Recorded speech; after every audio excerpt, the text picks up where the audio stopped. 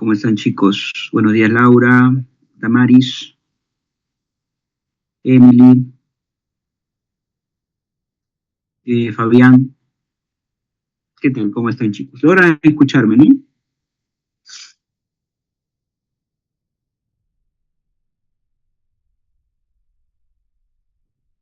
Sí. Excelente. Muy bien, muchachos. Entonces, comenzamos nuestro seminario. A ver, uno de los temas que Marcos preguntan con bastante recurrencia es el de los géneros literarios, ¿ya? Los géneros literarios, ¿cómo los podemos definir, profe? Podemos definir como categorías que clasifican a las obras literarias tomando en cuenta sus características comunes en cuanto a la forma y al contenido, ¿ya? ¿Esto quién lo propuso, profe? Esto lo propuso Aristóteles, ¿ya? En su obra La Poética, ¿ya? No hay que olvidarnos que Aristóteles fue el primer teórico, ¿no? Del mundo occidental en cuanto a estudios literarios, ¿ya? Entonces Aristóteles señaló que hay tres géneros, ¿no? El género épico narrativo, que narra en verso, ¿ya? Las acciones de personajes heroicos. Tenemos el género lírico, que lo podemos entender también como la poesía, ¿no? Que expresa la subjetividad de un yo poético. Y tenemos el género dramático, que es el teatro, ¿no? Que se caracteriza por el uso de una escenografía, el uso de actores, el uso del diálogo, ¿no? Es toda una puesta en escena. Ejemplos de obras que pertenecen al género épico narrativo, profe. Tenemos ahí, por ejemplo, la Ilíada, la Odisea, la Divina Comedia, ¿no? Tenemos, por ejemplo, dentro de lo que es el género lírico, ¿no? Tenemos ahí, por ejemplo, Los Heraldos Negros de Vallejo. También dentro del género lírico tenemos Los 20 poemas de amor y una canción desesperada de Neruda. Dentro de lo que es el género dramático, tenemos ahí Edipo Rey de Sófocles, tenemos Ollantay, ¿no? Que es un drama colonial, y también tenemos la comedia, por ejemplo, Ñacatita, ¿no? De Manuel Asensio Seguro, ¿no? Todo esto último dentro de lo que es el género dramático, ¿no? Ahora, así también como San Marcos pregunta lo que son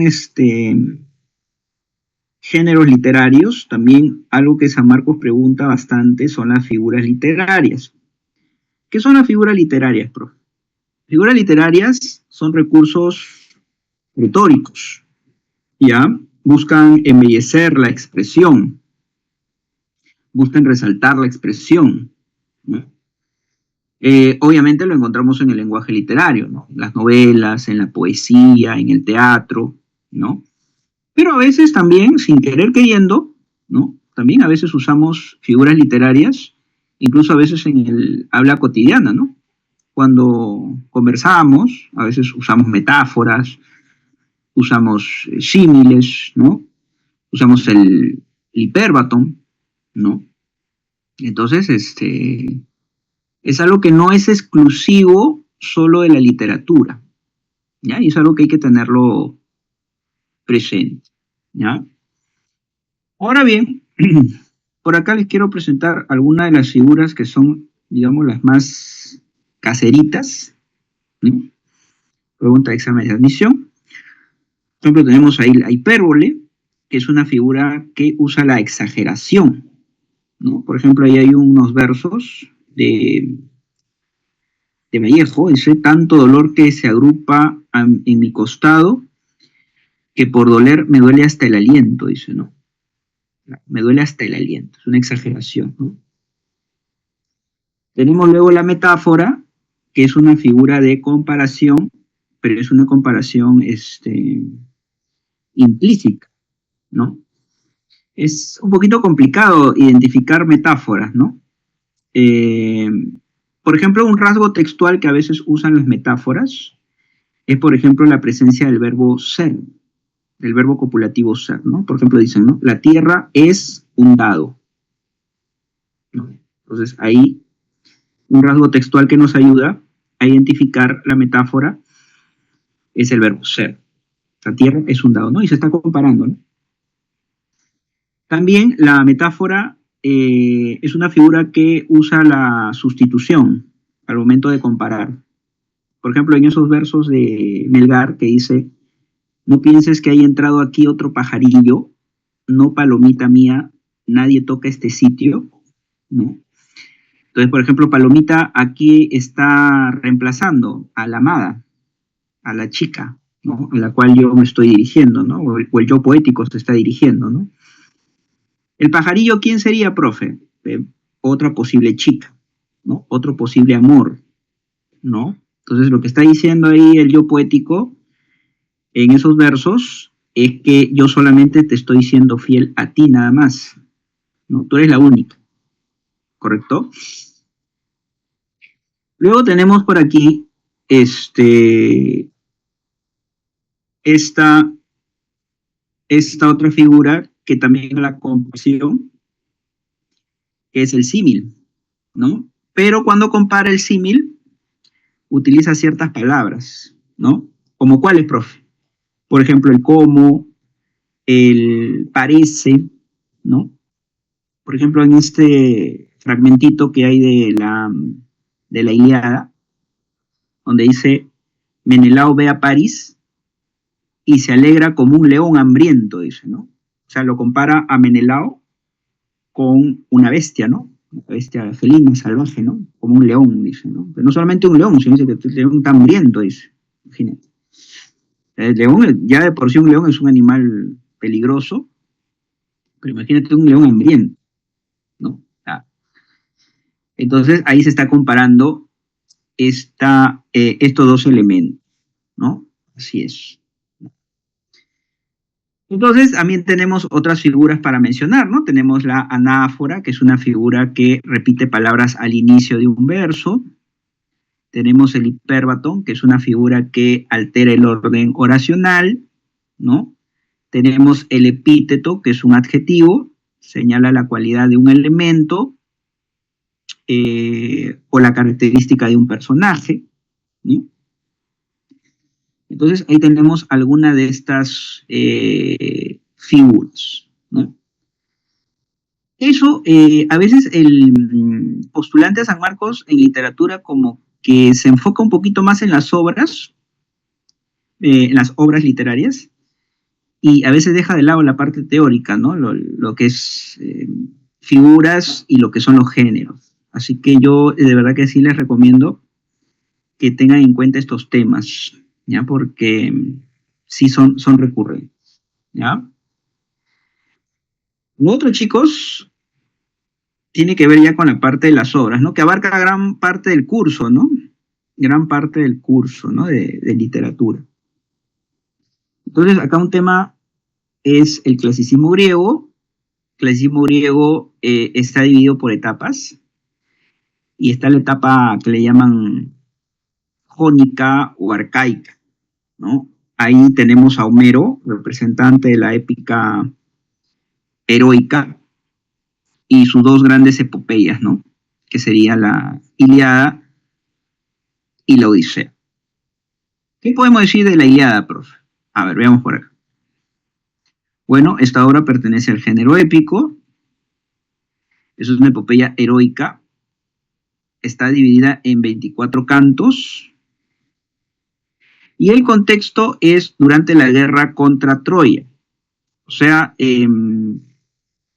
esto siempre se menciona, ¿no? En clase, ¿no?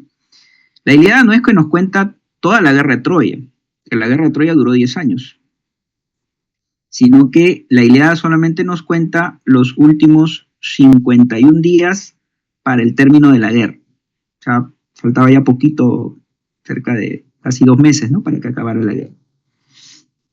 Y la Ilíada se centra en Aquiles, ¿ya? O sea, el protagonista es Aquiles. Una vez en San Marcos preguntaron, ¿no?, por los epítetos de Aquiles y de Héctor.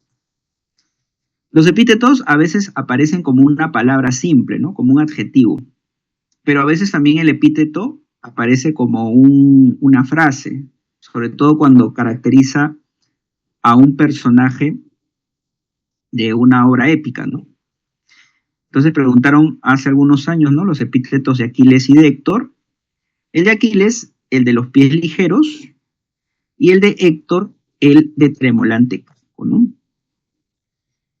El tema en la obra gira en torno a lo que es la cólera de Aquiles, ¿ya? Hay dos cóleras que tiene Aquiles, ¿ya? Hay una primera que es al inicio. María me pregunta, profe, con respecto a qué es de los 24 cantos. Ah, ya. Lo que pasa es que la Ilíada y la Odisea han sido concebidas para ser declamadas, o sea, para que haya un público que las escuche cuando el poeta las narre, ¿correcto? Entonces no han sido concebidas para un lector, o sea, que lea la obra, ¿no?, sino que la escuche. Por eso el término de canto, ¿no? Y claro, la división estructural es 24 cantos, ¿no? O capítulos, para decirlo en términos un poco más actuales, ¿no? 24 cantos o capítulos, ¿no? Hay dos momentos en que Aquiles entra en cólera. La primera, cuando entra en disputa con Agamenón por Briseida. Agamenón le quita a Aquiles a su esclava Briseida. Eso va a generar que Aquiles se retire del campo de batalla, ya no quiera pelear más. Y la segunda, cuando Héctor mata a su amigo Patroclo. Eso va a hacer que Aquiles regrese al campo de batalla y vengue a su amigo. ¿Y lo va a vengar, profe? Sí, lo mata a Héctor, ¿no? La Ilíada concluye con los funerales del príncipe Héctor, príncipe troyano. Profe, y esto de lo del caballo, Brad Pitt entra, profe, no, eso no forma parte de la obra, ¿ya? Entonces, eso hay que tenerlo presente. Ahora, un detalle también importante es que el destino de Troya descansa sobre los hombros de Héctor. Si Héctor muere, como que murió, Troya va a caer. O sea, Troya, su máximo defensor es Héctor, ¿no? Y lamentablemente eso es lo que se hace suponer al final de la obra, ¿no? Se sugiere que con la muerte de Héctor, Troya en algún momento va a caer.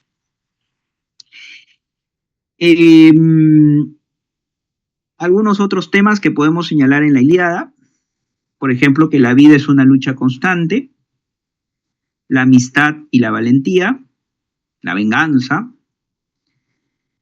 y esos son algunos de los temas que encontramos en la Ilíada. En el caso de la Odisea, guarda algunos rasgos parecidos a la Ilíada, por ejemplo, que ambas pertenecen al género épico, también es una epopeya heroica, solo que en este caso vamos a seguir al protagonista Ulises, u Odiseo, como también se le conoce.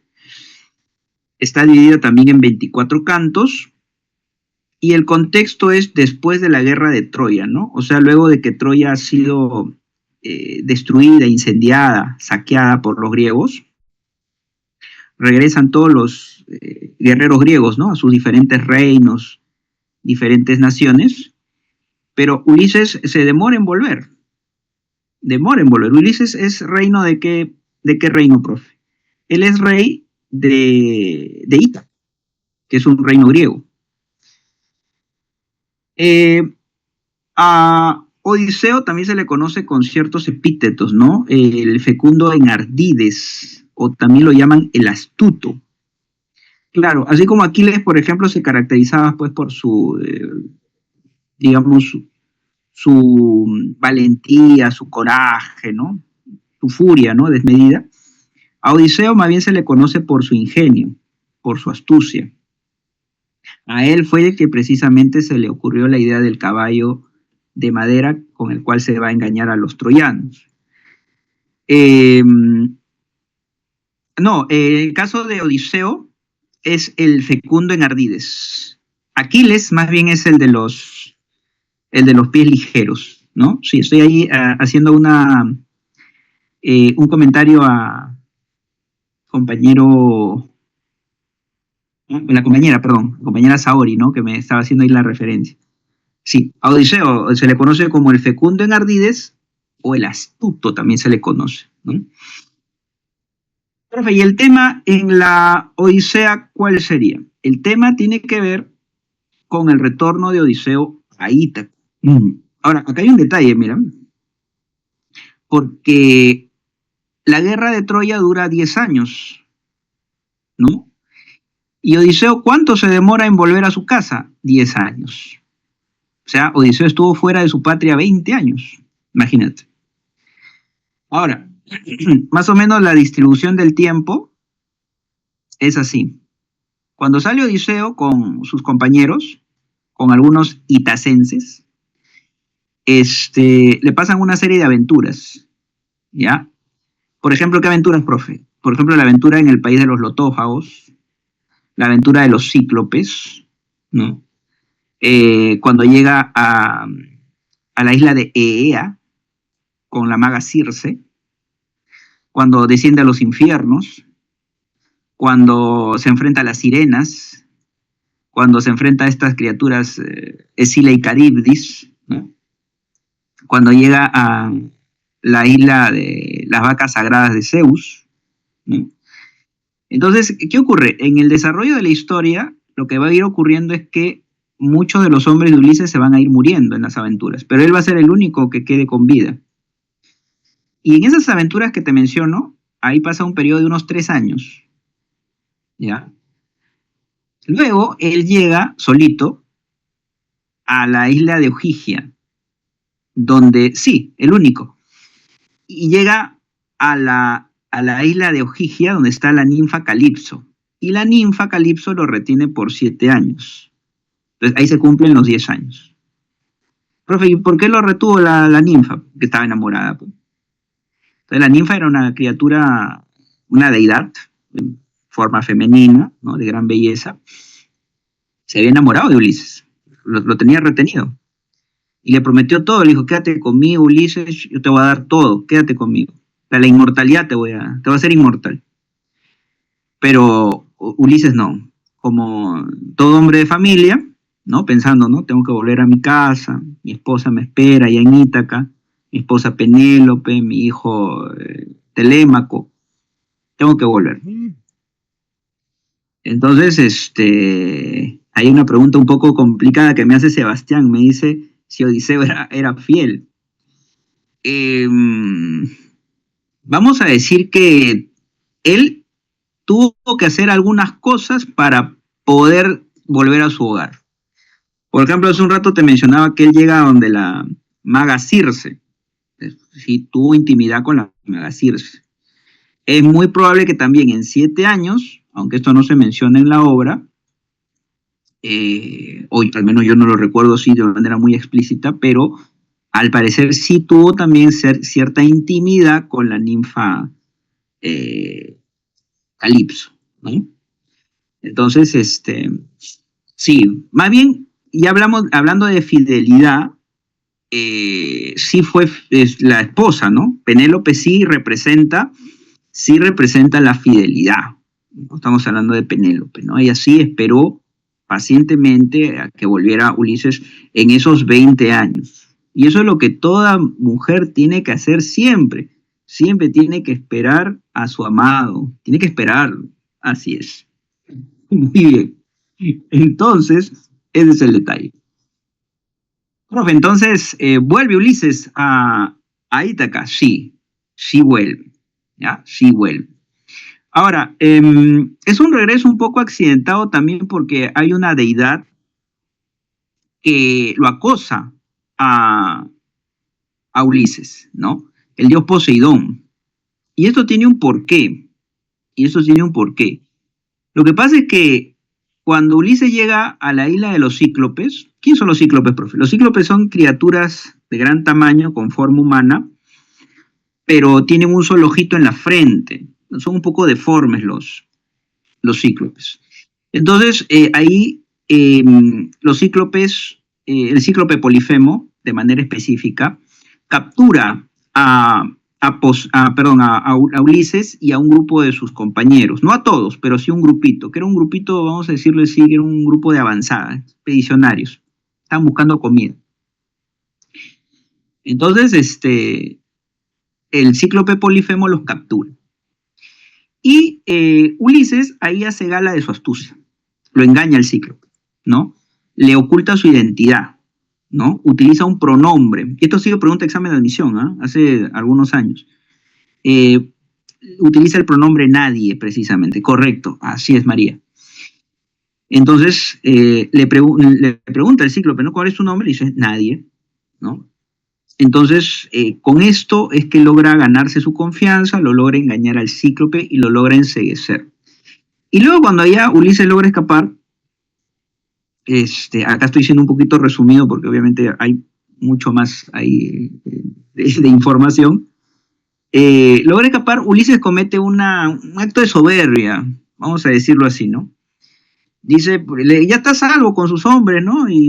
O con algunos hombres sobrevivientes, porque el cíclope también se comió a varios, se los devoró.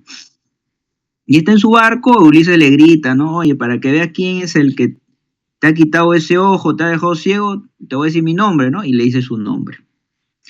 Y el cíclope pide precisamente que su padre lo apoye, su padre Poseidón, ¿no? Y Poseidón, a lo largo del recorrido del viaje, siempre va a estar ahí acosándolo con marejadas tremendas, con oleadas, tempestades, ¿no? Entonces va a ser el viaje de Ulises mucho más complicado. Pero sí, también como hay un dios que es Poseidón, que él es adverso a Odiseo, también hay una diosa que lo apoya, que es la diosa Atenea, ¿no? Entonces es finalmente que puede volver, ¿no? Cuando finalmente Ulises llega a su casa, luego de o sea, ya estando en la isla de Calipso, él iba a volver porque hay un momento en que los dioses hacen una reunión en donde dicen, oye, ya todos los griegos han vuelto, el único que no ha vuelto ha sido Odiseo. Entonces Zeus, conocedor de esta situación, le dice pues a la ninfa, le ordena a la ninfa que lo deje libre, ¿no? Si no hace caso, puede haber consecuencias graves para él. La ninfa obedece, lo ayuda, y como Poseidón está en los mares, la llegada de Ulises es no a Ítaca, sino llega a una isla llamada la isla de los Feacios. Y ahí en la isla de los Feacios es donde Ulises llega y él le cuenta sus aventuras al rey Alcino, ¿no? De todo lo que ha pasado en todos esos años. El rey Alcino lo escucha, lo ayuda, lo trata bien y finalmente lo ayuda también a que pueda volver a Ítaca. Y llega sin ningún tipo de contratiempo. Incluso creo que hasta Alcino hace un sacrificio, un hecatombe de varios bueyes, los más gordos, los más ricos, ¿no? Para que Poseidón se deleite con estos bueyes, este sacrificio, y así el viaje de Odiseo pueda ser tranquilo. Cuando llega a su casa, se encuentra con su hijo, con Telémaco, el cual le cuenta todo lo que ha pasado en su ausencia, todas sus aventuras, y le dice también Telémaco que en su ausencia han habido pretendientes que se han querido apoderar del reino y de su mamá, de la reina. Entonces, Odiseo y Telémaco planean, ¿no?, cómo vengarse, ¿no?, de estos pretendientes, ¿no? De manera, pues, escondida, secreta, ¿no? Entonces, en un salón, ¿no?, se convocan todos estos pretendientes, se da la famosa prueba del arco y la flecha, ¿no? Y ahí es donde Ulises se muestra ante estos, ¿no? Había aparecido como un anciano mendigo, ¿no?, personificado, y los termina pues matando a todos, ¿no? Finalmente va donde su esposa, Penélope, y le dice precisamente, ¿no?, que él es su esposo. En un primer momento Penélope no le cree, ¿no? Piensa que no, es mentira, ¿no? Ulises tiene que decirle pues a Penélope que es él, ¿no? Claro. Y le dice algunos datos en torno al lecho, a la habitación donde ellos dormían, ¿no? Realmente Penélope